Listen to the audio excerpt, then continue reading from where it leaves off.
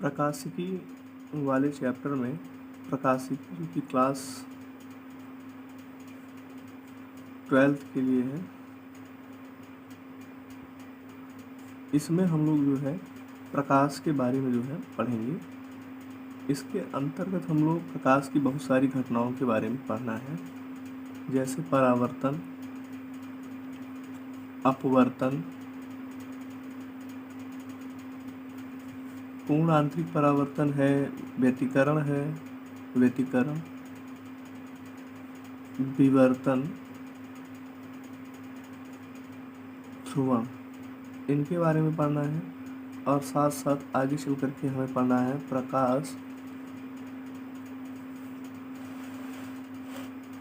प्रकाश वैद्युत प्रभाव के बारे में भी पढ़ना है। प्रकाश वैद्युत प्रभाव के बारे में भी पढ़ना है।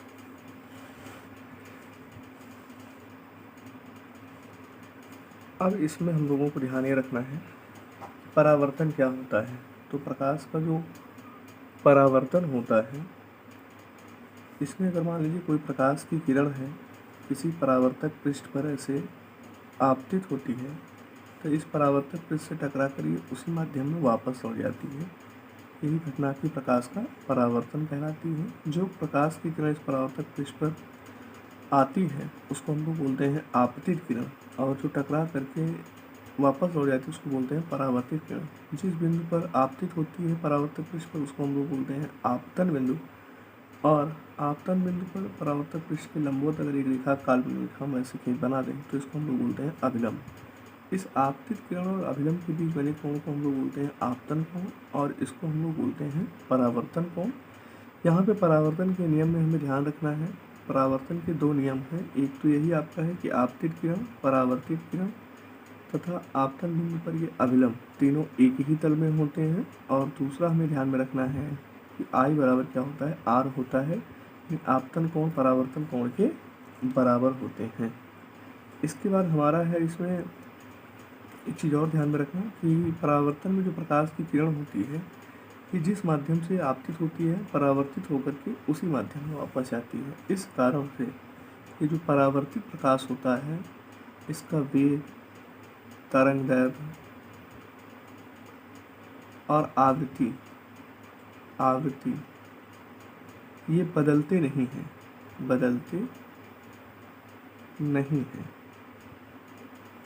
हाँ, लेकिन क्या होता है कि कोई भी पृष्ठ हो तो उसका कुछ अवशोषण क्षमता होती है। तो इसमें जो प्रकाश परावर्तित प्रकाश होता है इसकी जो तीव्रता होती है वो उतनी नहीं होती है जितना आपतित प्रकाश की होती है, यानी तीव्रता कम हो जाती है।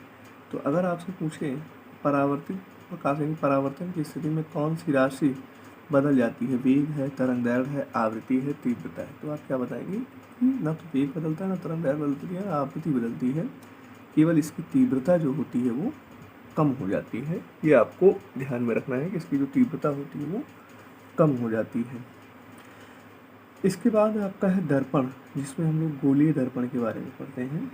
गोलीय दर्पण, आपका जो गोलीय दर्पण होता है ये दो प्रकार का होता है। एक है अवतल दर्पण, और एक दूसरा होता है उत्तल दर्पण। अवतल दर्पण, उत्तल दर्पण। अवतल दर्पण आपका कैसे होता है कि अगर मान लीजिए कोई जैसे गोलीय पृष्ठ है, इसको हम काट दें ऐसे तो हमें एक वक्र पृष्ठ ऐसे कुछ मिलेगा। अगर इस वक्र पृष्ठ के हम उभरे हुए पृष्ठ को पालिश किए हुए हैं और प्रकाश का परावर्तन इस दबे हुए पृष्ठ से होता है तो ये आपका होगा अवतल दर्पण। और अगर हम इस पृष्ठ के धसे हुए पृष्ठ के दबे हुए पृष्ठ को पालिश किए हैं और प्रकाश का परावर्तन उभरे हुए पृष्ठ से होता है तो वो कहलाएगा उत्तल दर्पण। जब हम अवतल दर्पण में कोई प्रकाश की किरण ऐसे आपतित करते हैं मुख्य के समांतर, तो ये प्रकाश की किरणों को एक बिंदु पर केंद्रित करता है। और जब हम उत्तल दर्पण पर प्रकाश की किरणों को आपतित करते हैं तो ये प्रकाश की किरणों को फैलाता है। इसलिए जो अवतल दर्पण होता है इसको हम लोग बोलते हैं अभिसारी दर्पण। क्या बोलते हैं? अभिसारी दर्पण। और उत्तल दर्पण जो होता है इसको हम लोग क्या बोलते हैं? अपसारी दर्पण। अगर आपसे पूछे कि अवतल दर्पण की प्रकृति कैसी होती है, तो अवतल दर्पण की प्रकृति होती है अभिसारी। क्यों? क्योंकि ये प्रकाश की किरणों को एक बिंदु पर केंद्रित करता है। और उत्तल दर्पण की प्रकृति क्या होती है? उत्तल दर्पण प्रकाश की किरणों को फैलाता है, इसलिए इसकी जो प्रकृति होती है वो होती है अपसारी। यही कारण है कि जो अवतल दर्पण का हम लोग उपयोग करते हैं, अवतल दर्पण का उपयोग हम लोग टार्च में करते हैं। किसमें करते हैं? टार्च में करते हैं। और जो गाड़ियाँ होती हैं, वाहन, इनकी जो हेडलाइट्स होती हैं, इनकी हेडलाइट्स में भी करते हैं। ठीक, तो हेडलाइट्स में करते हैं। और उत्तल दर्पण का प्रयोग जो है हम लोग, क्योंकि ये प्रकाश की किरणों को फैलाता है, इसलिए इसका प्रयोग हम लोग जो है स्ट्रीट लाइटों में भी करते हैं, यानी जो सड़क किनारे लाइट्स लगी होती हैं उनमें भी करते हैं। तो उत्तल दर्पण का प्रयोग हम लोग जो है, अवतल दर्पण का प्रयोग हम लोग टार्च में, वाहनों की हेडलाइट्स में, ये पूछा भी जा सकता है कि वाहनों के हेडलाइट्स में किस प्रकार के दर्पण का प्रयोग किया जाता है, तो अवतल दर्पण का प्रयोग किया जाता है। स्ट्रीट लाइटों में किस प्रकार के दर्पण का प्रयोग किया जाता है? स्ट्रीट लाइट मतलब सड़क किनारे जो लाइट्स लगी होती हैं उनको हम लोग क्या करते हैं, उसमें जो है उत्तल दर्पण का प्रयोग किया जाता है। ये प्रकाश की किरणों को एक बिंदु पर केंद्रित करता है, इसलिए इसको हम लोग अभिसारी दर्पण बोलते हैं। और ये प्रकाश की किरणों को फैलाता है, इसलिए इसको हम लोग जो है अपसारी दर्पण भी बोलते हैं। अब यहाँ पे हमें देखना है कि जो अवतल दर्पण होता है, अवतल दर्पण या उत्तल दर्पण, अवतल दर्पण या उत्तल दर्पण, इनसे संबंधित कुछ परिभाषाएं हैं जिनको हमें ध्यान में रखना है। जैसे अगर हम ये अवतल दर्पण बनाएं ऐसे, तो ऐसे बनेगा अवतल दर्पण। और अगर हम उत्तल दर्पण बनाएं तो कुछ इस प्रकार से बनेगा।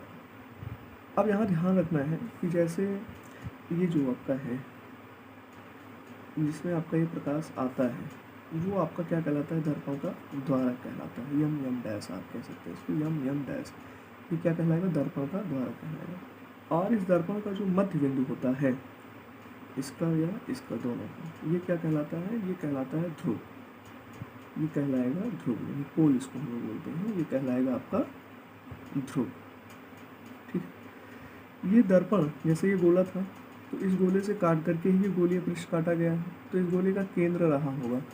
तो इस गोले का केंद्र, यानी कि गोलीय दर्पण जिस गोले से बनाया जाता है, उस गोले का केंद्र दर्पण का वक्रता केंद्र कहलाता है। क्या कहलाता है? वक्रता केंद्र कहलाता है। यानी अगर आपसे कोई पूछे कि किसी गोलीय दर्पण का वक्रता केंद्र क्या होता है, तो आप बता सकते हैं कि वो दर्पण जिस गोले से काटकर बनाया जाता है, उस गोले का केंद्र दर्पण का वक्रता केंद्र कहलाता है। और इस वाले का इधर प्रयोग होगा, वक्रता केंद्र। ये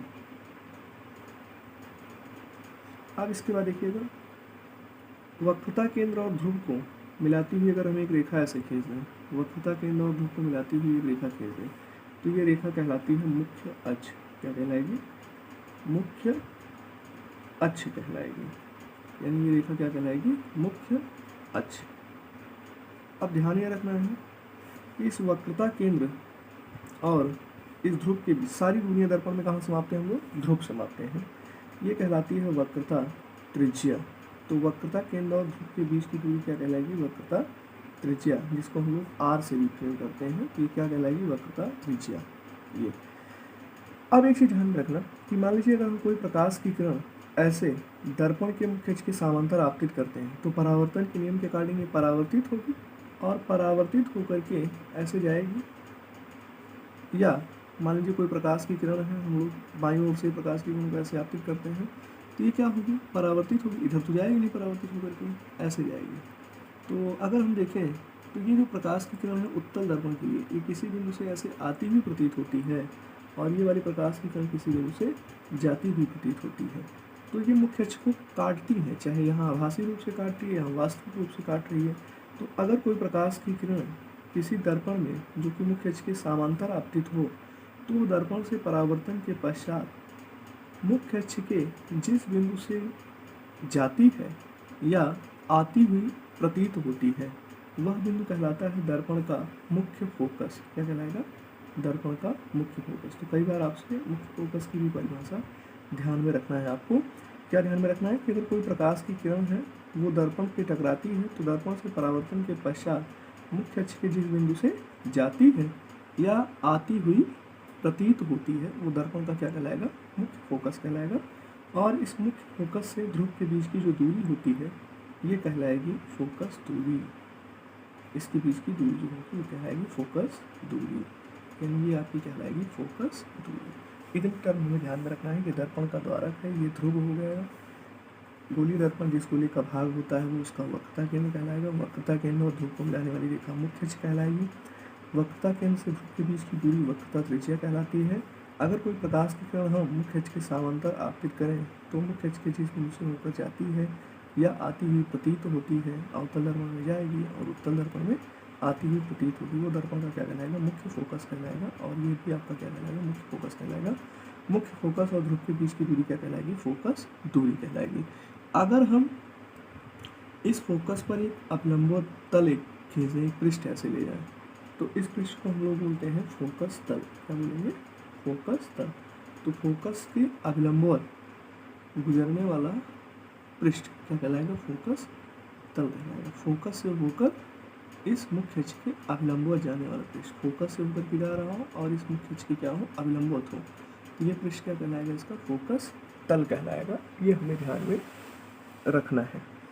इसके बाद है आपका अवतल दर्पण और उत्तल दर्पण में, जैसे यहाँ पे हमने पढ़ा कि ये अवतल दर्पण का वक्रता त्रिज्या और ये फोकस होता है, तो एक डेरिवेशन है इसमें जो कि आपको ध्यान में रखना है और एज ए फॉर्मूला भी इसको आपको ध्यान में रखना है।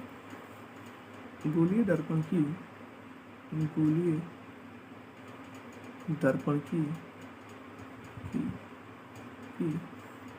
फोकस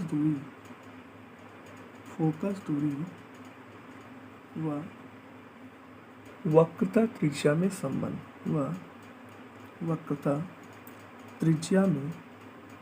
संबंध अभी हमने बताया आपको ना, गोलीय दर्पण की वक्रता त्रिज्या क्या होती है, वक्रता केंद्र से ध्रुव को मिलाने वाली रेखा वक्रता त्रिज्या यानी आर होती है।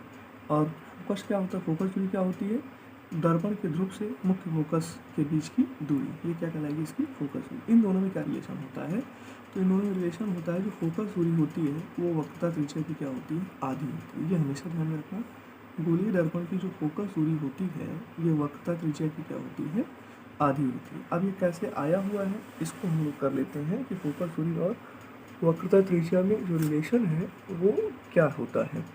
तो मान लीजिए कि आपका क्या है, एक हम अवतल दर्पण के लिए कर लेते हैं। अवतल दर्पण के लिए अगर करेंगे तो ये मान लीजिए क्या है, अवतल दर्पण है ऐसे, ये अवतल दर्पण हो गया, ये इसका द्वारक हो गया यम डैश मान लेते हैं, ये इसका हो गया ध्रुव, क्या हो गया, ध्रुव।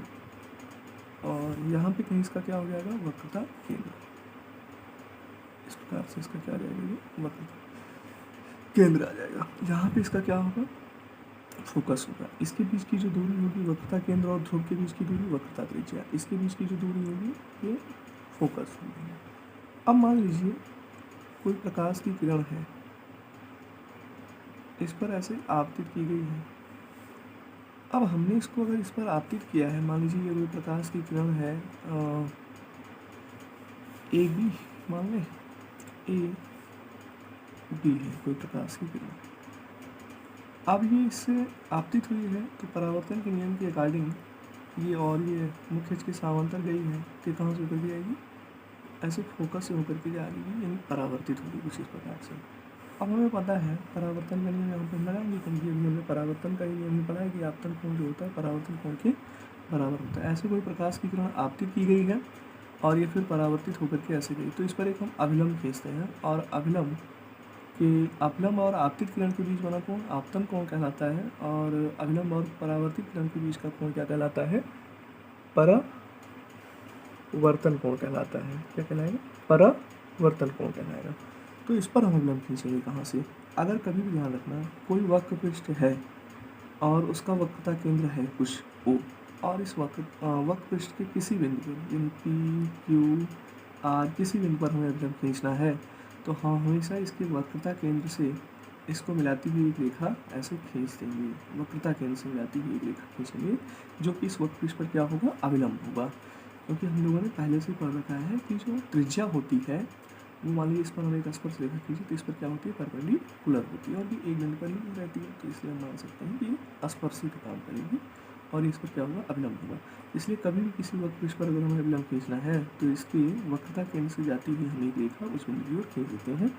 यहाँ पे ये वक्रता केंद्र है, तो इससे जाती हुई इस बिंदु पर एक रेखा हम लोग ऐसे खींच देंगे, तो ये वक्रपृष्ठ पर क्या हो जाएगा, इसके अभिलंब हो जाएगा।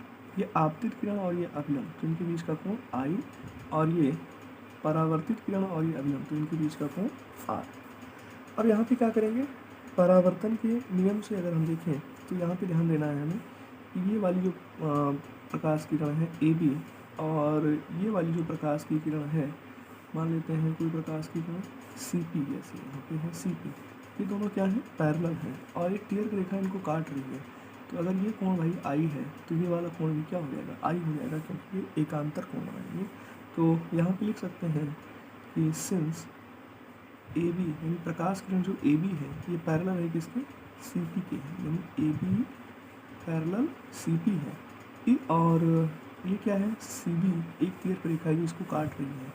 इसलिए ये जो कोण A B C, A B और ये सी बराबर होंगी कोण सी पी एफ, सॉरी बराबर होंगे कोण बी, ये सी बी एफ नहीं, बी सी पी के बराबर होगा, बी सी पी के बराबर होगा। क्यों, क्योंकि ये क्या है, एकांतर कोण है, एकांतर कोण है, इसलिए बराबर होंगे। यानी ये आई है तो ये भी क्या हो जाएगा, आई हो जाएगा। अब इसके बाद हमें ध्यान रखना है कि परावर्तन का नियम अगर हमें याद है तो परावर्तन के नियम से, परावर्तन के नियम से हमें पता है कि जो आपतन कोण होता है ये परावर्तन कोण के बराबर होता है, आई बराबर आर होता है। तो इसका मतलब ये वाला कोण और ये वाला कोण आपस में क्या है, बराबर है। इसलिए कोण बी सी पी, कोण बी सी पी बराबर क्या हो जाएगा, कोण सी बी एफ, कोण सी बी एफ, ये बराबर हो जाएगा। अब यहाँ पे देखिएगा हमने एक प्रमेय 10 में ही पढ़ चुकी है। क्या पढ़े हैं हम लोग पढ़े हैं कि अगर कोण बराबर हैं तो उनकी जो सामने की भुजाएं होती हैं वो बराबर होती हैं। अब ये दोनों कोण तो बराबर हैं, तो इसलिए इसके सामने की ये वाली भुजा और ये वाली भुजा दोनों क्या हो जाएंगी, आपस में बराबर हो जाएंगी। इसका मतलब क्या हुआ कि इसलिए बी सी पी के सामने की भुजा ये एफ बी आपका बराबर हो जाएगा किसके, इसके सी एफ के बराबर हो जाएगा। ये आप ध्यान रखें, यहाँ तक हम लोगों को लाना है इसको करके। अब यहाँ पे देखिएगा अगर हम बात करें ये जो बी बिंदु है ये पी के काफ़ी निकट हो, यानी जो हमने ये उपाक्षीय किरणें होनी चाहिए इसी दर्पण के लिए, ये जो बी बिंदु होता है इसके पी के काफ़ी निकट होता है। तो अगर ये बी बिंदु पी के काफ़ी निकट है, जैसे आप देखिए ध्यान दीजिए ये बी है और ये ध्रुव है पी, इसके काफ़ी निकट होगा, तो ये धीरे धीरे चलते चलते ये बी पॉइंट पी के काफ़ी निकट होगा। तो ये वाली लाइन देखो बी से पी के लिए खींचेंगे ऐसे, ये ऐसे, यहाँ पे आएगा तो ये ऐसे, यहाँ पे आएगा तो ये ऐसे। तो इसका मतलब अगर ये बी वन पी के निकट हो तो ये जो किरण आ रही है एफ बी करके ये किसके बराबर हो जाएगा, एफ पी के बराबर हो जाएगा। यदि ऐसे लिखेंगे, यदि बी पी के अत्यधिक निकट हो तब एफ बी बराबर लगभग बराबर होगा किसकी, एफ पी के बराबर होगा। समीकरण एक से अब हम अगर यह बी एफ पी के लगभग बराबर होगा तो समीकरण एक में क्या रख सकते हैं, F P is equal to C F, समीकरण 2। अब ऐसा क्यों किया, क्योंकि हमें इसी वक्रता त्रिज्या को ही तो चाहिए था ना। अब हमें सी एफ और यह भी, यानी ये और ये आपस में क्या मिल जाए, बराबर मिल जाए। हमें ये सी एफ पता है कि सी पी पता है कि आर है, और एफ पी पता है कि ये एफ है। इन्हीं में हमें संबंध प्राप्त करना था। तो यहाँ पे लिखेंगे since C P is equal to क्या हो जाएगा, सी पी का पूरा मान निकालना है तो हम क्या कर दें, C F plus F P ये कर सकते हैं। और आपको पता है ये जो एफ पी है किसके बराबर है, फोकस दूरी है इसकी, यानी ये एफ के बराबर ही होगा। तो इसका मतलब क्या है, C P is equal to जो कि क्या है, वक्रता त्रिज्या है इसकी, तो वक्रता त्रिज्या आर इज इक्वल टू क्या हो जाएगा, सी एफ क्या हो जाएगा, एफ हो जाएगा, और ये भी क्या हो जाएगा, एफ हो जाएगा। एफ पी भी एफ ही है ना, एफ सी एफ भी एफ के बराबर है, एफ पी भी एफ के बराबर है। हो जाएगा 2f। यानी आप कह सकते हैं कि जो वक्रता त्रिज्या होती है वो फोकस दूरी की दोगुनी होती है। या इसी को हम लिखना चाहें तो ऐसे भी लिख सकते हैं, अगर ये वक्रता त्रिज्या r है तो इसका मतलब ये क्या हो जाएगा, r/2 हो जाएगा। यानी किसी दर्पण की जो वक्रता त्रिज्या फोकस दूरी होती है वो वक्रता त्रिज्या की क्या होती है, आधी होती है। कई बार आपके ऑप्शनल में भी पूछा गया है, बहुविकल्पी में पूछा गया है। तो कुछ बच्चे गलती ये कर देते हैं कि ऐसे लिखा रहता है r/f/2, इसको टिक कर देते हैं, इसलिए इसको ध्यान में रखिएगा, ये नहीं टिक करना है आपको। f बराबर क्या होता है, r/2। आप ऐसे भी ध्यान दीजिए, वक्रता त्रिज्या ज़्यादा होती है, फोकस दूरी क्या होती है, कम होती है, और कम भी कितनी होती है, उसकी आधी होती है। तो किसी दर्पण की फोकस दूरी और वक्रता त्रिज्या में यही संबंध होता है। एक बार फिर से बता देते हैं, ये दर्पण का द्वारक हो गया, ये ध्रुव हो गया, ये वक्रता केंद्र हो गया, इनको मिलाने वाली रेखा मुख्य अक्ष हो गई, वक्रता केंद्र से ये f, वक्रता केंद्र से ध्रुव के बीच की दूरी r और फोकस और ध्रुव के बीच की दूरी f। कोई प्रकाश की किरण ऐसे आपतित की गई है AB, तो ये परावर्तित होकर के ऐसे जाएगी फोकस से होकर के ऐसे परावर्तन के नियम तक। तो आपतित किरण और एक खींच लेंगे क्या इस पर, अभिलंब। कभी भी किसी वक्रपृष्ठ पर अगर हमें अभिलंब खींचना है तो हम क्या करते हैं, हम उसकी वक्रता केंद्र से उस बिंदु को मिला देते हैं, तो वही उस वक्रपृष्ठ पर क्या होता है, अभिलंब होता है। तो यहाँ पर भी हमने इसका वक्रता केंद्र से ही था, यहाँ से हमने एक रेखा ऐसे इसको मिला दी है। ये हो गया I, ये हो गया R, ये आपतन कोण, ये अपवर्तन कोण। अब हमें ध्यान में रखना है कि ये जो AB रेखा है ये किसकी पैरेलल है, इस CP की क्या है, पैरेलल है। अगर ये पैरेलल है तो ये एक तिर्यक रेखा इसको काट रही है, तो इसका मतलब ये आपतन कोण I और ये आपका जो कोण है यानी ABC और ये आपका BCP, ये कोण आपस में क्या होंगे, बराबर होंगे एकांतर कोण से। परावर्तन के नियम से हम ध्यान दें कि आपतन कोण परावर्तन कोण के बराबर होता है, यानी I बराबर R होता है, जिसका मतलब ABC या जो भी ABC आपका और ये CBF ये भी बराबर होंगे, या यहाँ से भी हम I बराबर R लिख सकते हैं, क्योंकि I बराबर R है, इसका मतलब BCP बराबर क्या हो जाएगा, CPF करके हो जाएगा। ये हमने लिख दिया। अब हमें ये पता रहना चाहिए कि बराबर भुजाओं के अगर कोई ट्रायंगल है उसके दो कोण, यानी ये वाला कोण भी 30 अंश है और ये वाला कोण भी 30 अंश है, तो इस कोण के सामने ये वाली भुजा और इस वाले कोण के सामने ये वाली भुजा आपस में क्या होंगी, बराबर होंगी। तो इसी त्रिभुज में बराबर कोण की जो सामने की भुजाएं होती हैं क्या होती हैं, बराबर होती हैं। तो अगर ये दोनों कोण बराबर हैं तो इसके सामने की ये वाली भुजा, इसके सामने की वाली भुजा आपस में बराबर होगी, यानी FP बराबर CF होगा। अब यहाँ पे इसको हम समीकरण 1 बना दिए हैं। अब यहाँ पे ध्यान रखना है कि अगर ये किरणें हों तो BP के क्या होगा, काफ़ी नज़दीक होगा, और काफ़ी नज़दीक है तो ये वाला जो लाइन है FP ये क्या होगा, P के निकट आएगा। तो जैसे जैसे इसके निकट ये आएगा BP, वैसे वैसे ये FP क्या हो जाएगा, FP के बराबर हो जाएगा। तो अगर P के ज़्यादा निकट है तो FP इस पर भी क्या होगा, FP होगा। और हमें पता है FP है क्या, इस फोकस दूरी है जिसका मान पर हमें FP बराबर होगा। तो समीकरण 1 से ये FP किसके बराबर हो जाएगा, FP के बराबर हो जाएगा, और ये CF हो जाएगा। अब हमें क्या देखना है, वक्रता केंद्र को लाना है। तो वक्रता केंद्र क्या है, पूरा CP है, तो सिर्फ यहाँ देखने से स्पष्ट है कि CP इक्वल टू क्या होगा, CF प्लस FP हो जाएगा, CF प्लस FP। तो R बराबर वक्रता त्रिज्या है ये, तो R, CF भी F के बराबर, FP भी F के बराबर है, ये 2F हो जाएगा। तो इस प्रकार से R बराबर 2F होता है, हम कह सकते हैं कि F जो होगा R/2 होगा। ये आप ध्यान में रखिएगा, विकल्प के लिए भी और आपसे प्रश्न भी पूछा जाता है, इतना प्यार कर लीजिएगा आप।